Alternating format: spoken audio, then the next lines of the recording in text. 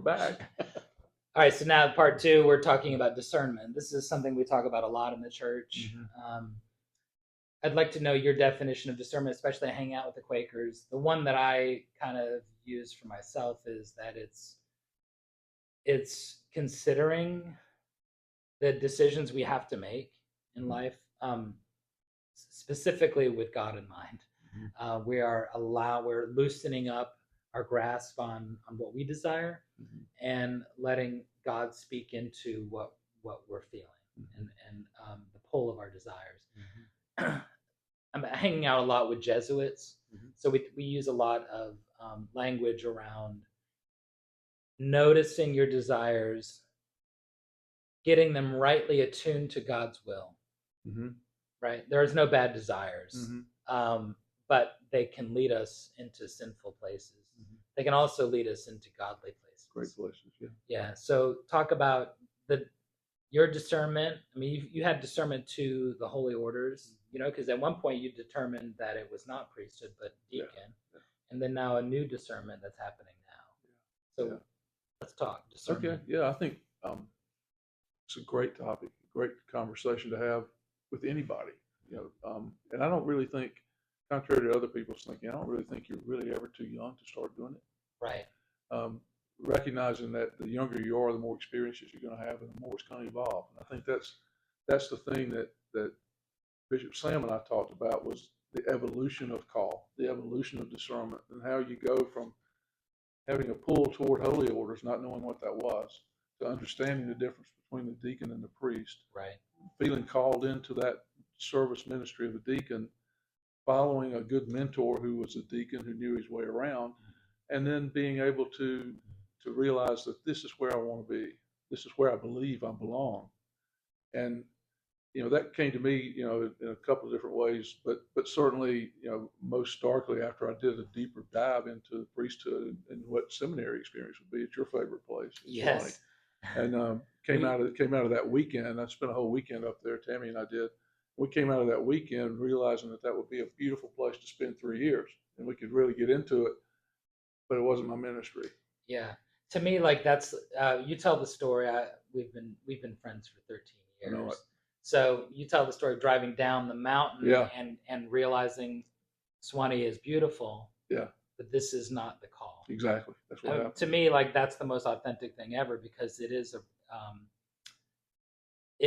a enticing thing. I remember when I was looking for work as a rector before I came to St. Martin's, Britt and I looked at a place in Florida, and the rectory had a beach house. Whoa. And she said, a beach house is not a reason to engage in ministry. Exactly. No, exactly. So, yeah.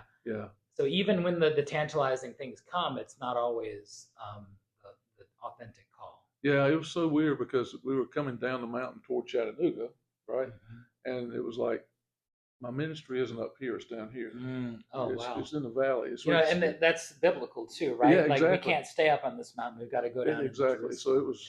I get shivers thinking about it. That was the most profound part of it. But this discernment actually started way back. I've always had a passion for pastoral care, pastoral ministry, and then did a lot of work with addiction, with people who are in addiction and homelessness, but always in the pastoral kind of a focus. And so, and I had secret known, way back when I was a kid, I always thought, man, I'd love to be a doctor. Science got in the way of that. Like educational science got in the way of that. Organic chemistry. Oh yeah, all that stuff. So, I knew that wasn't going to happen. Right. But I've always had an attraction to that. And so I felt like this was a way that I could kind of tap in and see what this was all about. So when I sat down thinking about it, I had my first brush with chaplaincy was industry chaplaincy. There are chaplains to industry, corporate chaplains, and that would have fit right in with where I was in my other career. And I investigated it and decided it wasn't for me, because primarily the places that were offering it really didn't mesh with my theology very well. So, when I came to you 10 years ago, it was basically on the cusp of retiring from business. And then I actually did that 5 years after that meeting. after I finished seminary and was in residency. I retired.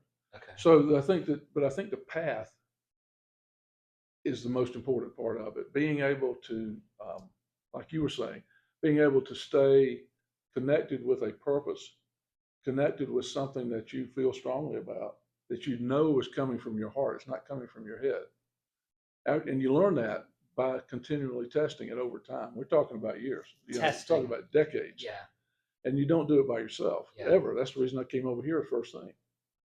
When I said I needed a friend to talk to, it wasn't my wife, it wasn't somebody in the business world. I needed somebody who understood discernment to be able to help me think through this and begin to work on it. And Terry was that way too.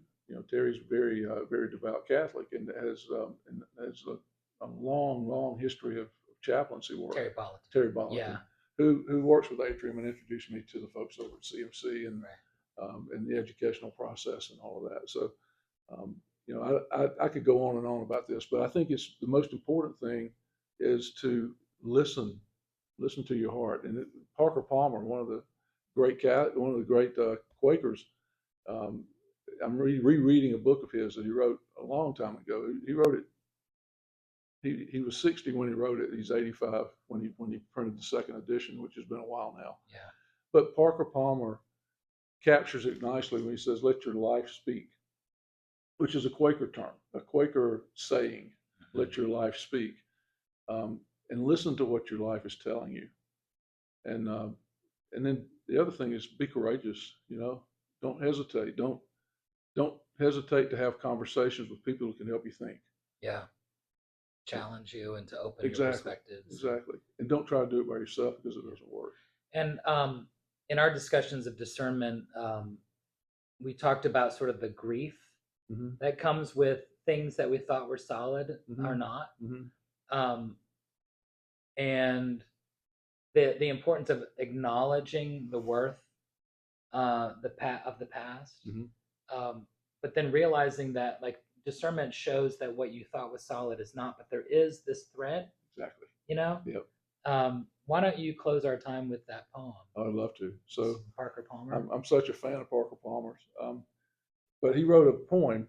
And the title of the poem is "Everything Falls Away."